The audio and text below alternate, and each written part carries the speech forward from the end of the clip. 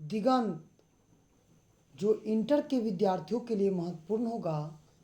इसमें कवि परिचय में आज हम लोग बाल कृष्ण भट्ट के जीवन काल का अध्ययन करेंगे।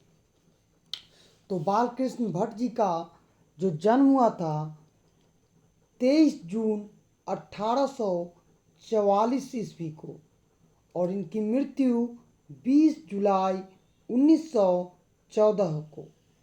इनका निवास स्थान मतलब ये रहते थे इलाहाबाद उत्तर प्रदेश में। इनके माता और पिता का नाम, तो माता का नाम पार्वती देवी व बेनी प्रसाद भट्ट, पिता जी का नाम जो था बेनी प्रसाद भट्ट था। पिता एक व्यापारी थे और माता एक सुसंस्कृत महिला, जिन्होंने बाल कृष्ण भट्ट के मन में अध्ययन की रुचि लालसा को जागृत की। उनकी शिक्षा आरंभ में संस्कृत का अध्ययन, उन्होंने पहले संस्कृत का अध्ययन किया और 1867 में प्रयाग के मिशन स्कूल से इंट्रेंस की परीक्षा दी। उनकी वृत्ति 1869 से 1875 तक वे प्रयाग के मिशन स्कूल में अध्यापन का काम करते थे।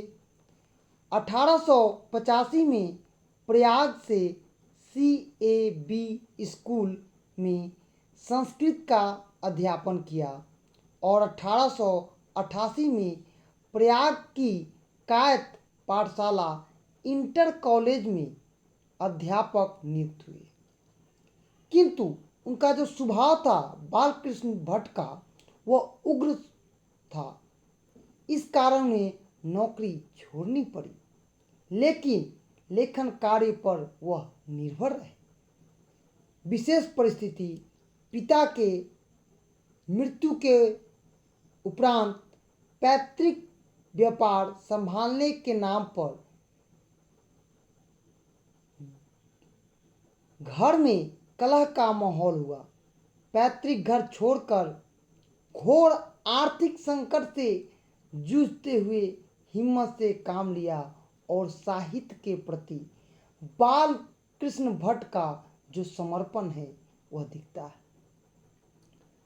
रचनात्मक सक्रियता भारतेंदु हरिश्चंद्र की प्रेरणा से, मतलब उनके आदर्श कौन थे? भारतेंदु हरिश्चंद्र।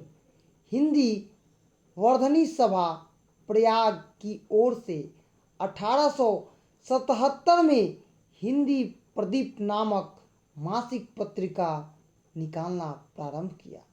आपसे पूछा जा सकता है कि कौन सी पत्रिका वो निकालते थे, तो हिंदी प्रदीप। इसे वे 33 वर्षों तक चलाते रहे। इसमें नियमित रूप से सामाजिक, साहित्यिक, नैतिक, राजनीतिक विषय पर निबंध लिखते थे और उनकी रचना बातचीत भी एक निबंध है, जो कि एक शैली होती है लिखने की।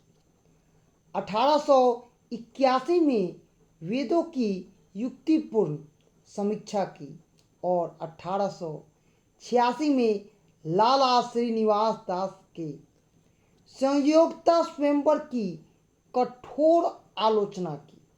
जीवन के अंतिम दिनों में हिंदी शब्दकोश के संपादक के लिए श्याम सुंदर दास द्वारा काशी आमंत्रित किए गए, किंतु अच्छा व्यवहार न होने पर वह अलग हो गए। उनकी प्रमुख रचनाएं इस प्रकार से हैं: उपन्यास, रहस्य कथा, नूतन ब्रह्मचारी, 100 अजान एक सुजान, गुप्त वैरी, रसातल यात्रा, उचित दक्षिणा, हमारी घड़ी, सद्भावना का अभाव, नाटक में पद्मावती, वेणु, संहार, शिशुपाल वध, नल दंपति या दमयंती स्वयंवर, शिक्षादान, चंद्रसेन, सीता वनवास, पतित पंचम, मेघनाथ वध, कट्टर सूम की एक नकल, भारत जननी, भारतवर्ष, कली, दो, एक रोगी और एक वैद्य, रेल का विकट खेल, बाल विवाह। प्रहसन, जैसा काम वैसा परिणाम, नई रोशनी का विषय, आचार,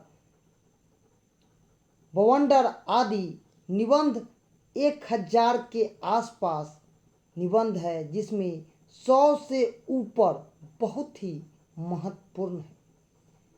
बालकृष्ण भट्ट निबंध माला नाम से 2 खंडों में एक संग्रहित प्रकाशित हुई। बालकृष्ण भट्ट आधुनिक हिंदी गद्य विधा के निर्माता, उपन्यासकार, रचनाकारों में से एक थे।